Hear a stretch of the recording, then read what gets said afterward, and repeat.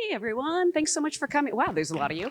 My name's Janelle Riley. I'm an editor of Variety. I am so thrilled to welcome you to this Q&A. Please join me in welcoming some of the people who brought this film to life. I want to start with actors Maura Tierney, Holt McElhinney, Stanley Simons. We have Jeremy Allen White. Yeah. Zack Efron. Yeah.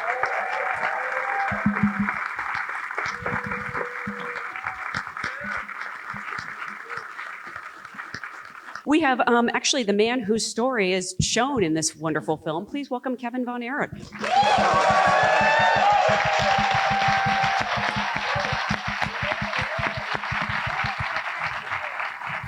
And also, Holt is here. Oh, please welcome Holt McElhinney.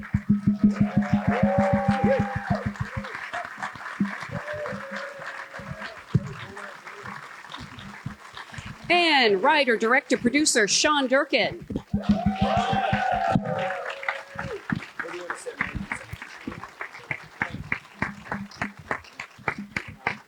Thank you all so much for being here. Kevin needs to be next to Sean, or else I'll confuse you with the cast. Thank you so much for being here. Congratulations on this beautiful but tragic film about brotherhood, masculinity, family, so many important topics.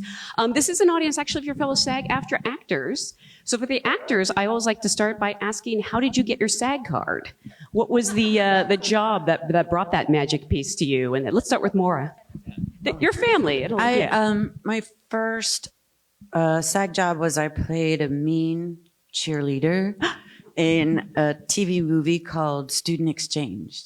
Wow. And I never play the bad guy, so it's that was the first and only time I got to do it. Was that a horror film? No, it was I was just a mean cheerleader. It was an episode of Law and Order. Yes. SVU, yeah. Right. The scene across from Ice-T, and my second scene got cut. So. I think mine was probably Law and Order as well. I played Michael Pizza Face Parisi. And he was a pedophile pyromaniac with really bad acne. Wow. Zach, for you? In all seriousness, if I remember correctly, I think I got my SAG card with Maura on ER. Yeah. No way. She rescued me off of a sidewalk from a gunshot wound and operated on me for hours. And we had kidding. We hugged it out. It was like the best day of my life at that point. I couldn't believe it. And that was it. Did you live? I'm still here. No, well, I mean your character. Your character, I should specify. I don't think the character made it, man. It was pretty no. bad. No, I love that episode. Yeah, that's. Well, again, congratulations on a wonderful film. I want to start at the beginning with Sean, because I believe you've been wanting to tell the story of this family for quite some time now. When did you first sort of become aware of them? Yeah, so I've been a fan of this guy right here since I was about 9 years old. I assume you mean Kevin, not Zach, because Zach was leaning in. So. No. And yeah, I was a huge wrestling fan. In the late 80s, early 90s, I was living in England, sort of watching everything you could see on TV, but it wasn't really enough. I just kept digging and digging, and I found a VHS tape of these guys wrestling at the Sportatorium, and just fell in love with them, their camaraderie, their energy in the ring, the way the Sportatorium looked. It was just different than everything else. Yeah. It just had a different feel, and it captured me. And I got to see Kerry live a few times in the WWF. And yeah, I've just loved them as a kid, and so this was like a lifelong dream project for me. Yeah. Really going back decades. Yeah. You wanted to tell this story. That's amazing. Yeah. Kevin, for you, I'm curious. Over the years, have people wanted to tell your family story? I have been approached several times, but I didn't want to tell the story I wanted to tell it my way. We had a lot of love in our family, and I thought so much of my dad. All of my brothers did. We loved him so much. And I just wanted to make sure that when I talked to Sean, that he knew how important that was to me, that the love was projected that we had for each other, and the concern. And it sounds like, we were a family business. We had we put butts in seats, and in wrestling, that's important, and all entertainment, that's important. And so it was a great time. We just,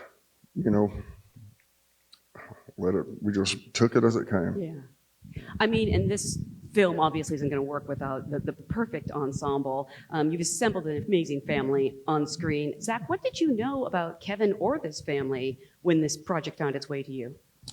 I didn't know that much about, I had a little experience watching professional wrestling growing up. My parents kind of didn't enjoy it when my brother and I watched it because we'd start wrestling. So, I was aware of it. I didn't know about Kevin's story until I read the script and really got familiar with it. And it really opened my eyes, man. We immediately started over the rehearsal process hanging with a lot of professional wrestlers and working with them, and they let us know like the magnitude of the story that we were telling. It all had personal stories about how it affected them and inspired them. And so, I very quickly became a huge fan, man. I can't believe I'm sitting here with you today. You're an artist, a true artist. Yeah. I mean, was it ever intimidating, though, to look at the scope of this role and realize you were going to play this character over several years and you would have to, change your physical form? I think, but any challenge like that is, as much as it makes you nervous, I think that's what's really exciting about, this art form and this craft. It's a big challenge, but I knew that with Sean Durkin at the helm, he had everything it took. He cared about it so much that I knew there was no way he would not approach the story with every bit of, passion and care, that he possesses. So. And did you get to spend time with Kevin prior to making the movie? No. We didn't meet until world premiere. We met in Texas. Had we met before? No. No, we have not. Wow. I mean, I understand why. And I don't know if that was your call or, it's just dictated by the filming, but so you must have gone off of research footage, so many other things you had to draw on. It was more fear of intimidation. Yeah. I just didn't want to get, he's an iconic character and, he's a hero. I was thinking about enough, I think, as it was. If I would have met the real guy, I would have cared probably too much, Yep. So Totally understand. Also, I think he can still take you. So. That's for sure. Oh, yeah. 1,000%. I want to ask the other Von Erichman sort of about your preparation for this movie, because where did you even begin with your research, not just physically, but mentally for these roles? Jeremy, I don't know where this fell in the shooting of The Bear, but it looks like you had to physically transform. Maybe you were happy to know you could eat whatever you wanted on The Bear because you had this coming up. I know. I don't know where it fell into place. I think I had wrapped the first season of The Bear and had a couple months off and kind of a summer off. And then I think I started talking to Sean about this maybe 2 months or so before we got started. And I'd known Sean for a really long time. Sean produced one of my first films ever, and I've always been such a big fan of his and trying to find my way back to him. And so he told me a bit of the story, sent me the script, and asked me to watch an episode of Dark Side of the Ring that focused on the Von Erichs, and that was my introduction to the men. After I watched that, I knew I wanted to be a part of the story. I found the story unbelievable. I was really taken with all of the brothers and their relationships. And that's, when I started eating and lifting heavy things when I decided to do that. And I just kept doing that for months leading up. But we were lucky. There's a lot of footage of these men online. There are a lot of, podcasts and interviews you can watch. People who knew these men, spend time with them. And yeah, I think it was trying to understand the environment, understand the time, the place, the sport of professional wrestling, which I didn't know very much about. And then, yeah, getting into the details of what I thought about the relationship between these men, the brothers, their father, mother, and the family. Yeah. I mean, speaking of the brothers, Stanley, I was curious, did the three of you, convene prior to shooting and share like workout tips or, or talk about these relationships? Yeah, no, they were helping me a lot with the the working out. No, we met at the wrestling ring in the wrestling ring. Yeah, in prep, like a week or so before maybe a couple of weeks before we started the actual initial shooting of the film. And Jeremy and Harris lived a couple blocks away from me in Baton Rouge, Louisiana, and we got to explore that town a little bit and hang out. He's Yeah. smiling, so I want to hear those stories. Yeah. I was in a small little hotel, and no, I'm not complaining, but they were in like a nice spot. So I go over there. I went over to Harris's crib and cooked meals and hung out and shot the shit. Yeah, it was fun. I mean, they were super inviting and very welcoming, and yes, they did help. Zack especially gave me some workout tips. I don't know if that showed, but yeah, we were doing that. Between takes, we were pumping iron. Love that. I want to ask Holt and Maura about the different ways we see Doris and Fritz, deal with their tragedies. Can you talk about what it was like to embody these parents with love for their family, but they're also grappling with such a loss? Was it a hard place for you to be emotionally? Can I just add one thing about their working out and eating? Yeah, of course. They ate all day, every day, whatever they wanted to eat. And I'd be sitting there with my water and my orange. So that was emotionally challenging for me. But I feel like in terms of, there was a lot less of Doris around for me to research, so I sort of had to invent a little bit more. And I think in terms of, she was a woman who had, such tragedy upon her at a young age, losing a young child, and I think the only way she could proceed was to move forward in a day-to-day way with the rest of her family. Like, no one really taught you how to deal with grief and being that religious at that time. So I think it was more about figuring out how to express a person who's in a lot of pain that has no idea how to express it. I mean, unspeakable pain repeatedly. It's really, I don't know if you're the kind of actor who takes your work home with you, but was it ever challenging? No, I feel like it was a lot on the page and a lot was discussed with Sean. So, and I think on one of these before, was it you that said we'd say to Sean, how much emotion do you want to see in this scene? And he'd say, none. It was planned to have these people kind of be very, very stoic. Yeah. And Holt, for you, I mean, this character is very complex, and I think in other actors' hands, he could kind of be like a cardboard villain, and you do such a good job of imbuing him with humanity. Yeah, I mean, look, I never saw, and I don't now, I never saw Fritz von Erich as a villain. I mean, I'm sitting here with his son, and I just want to say to you, Kevin, that it was a great honor for me to play your father. I mean that sincerely.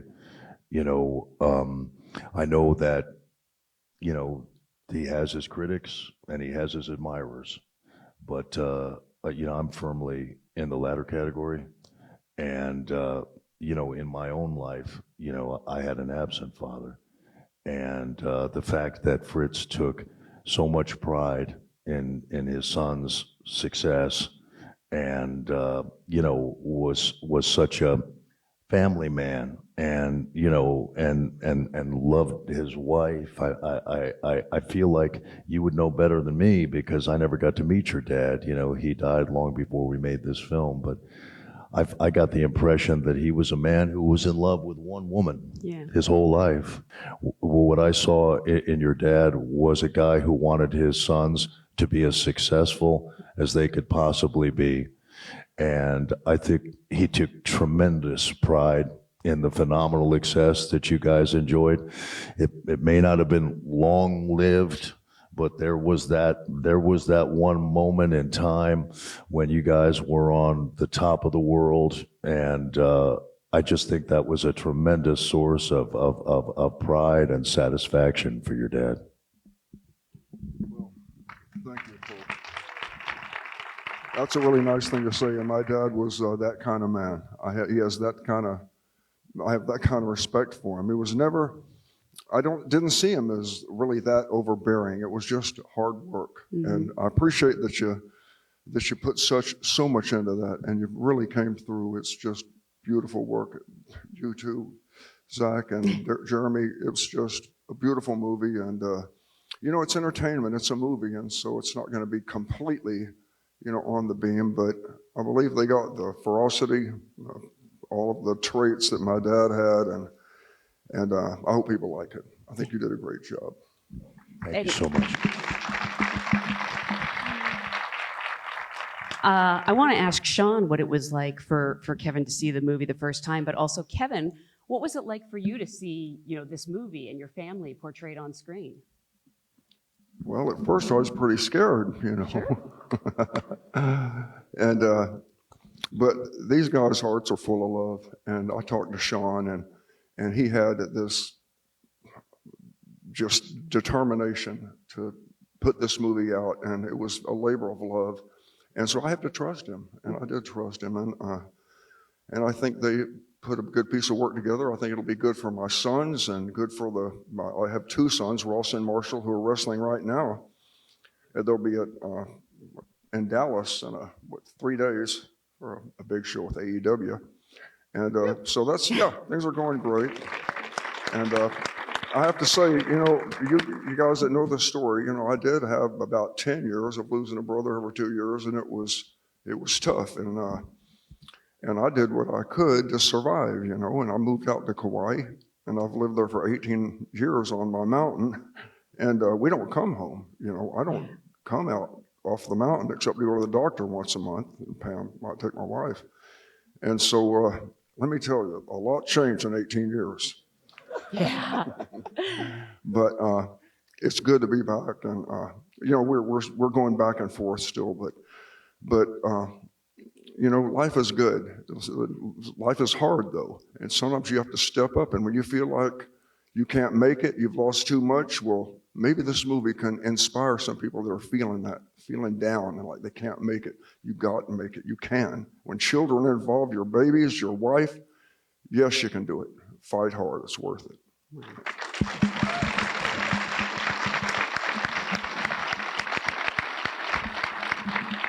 I'm so sorry to ask Sean to follow that.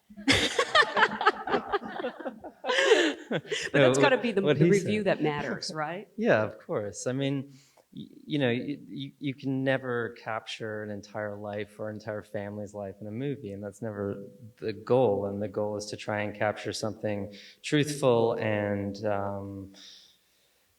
find the core. And as I was rooting through this epic story, of what to include and what not to include, the guiding light was always Kevin speaking about surviving. And that is the core. And in the end, it just had to be about that. And you can see why, talking to him. Absolutely.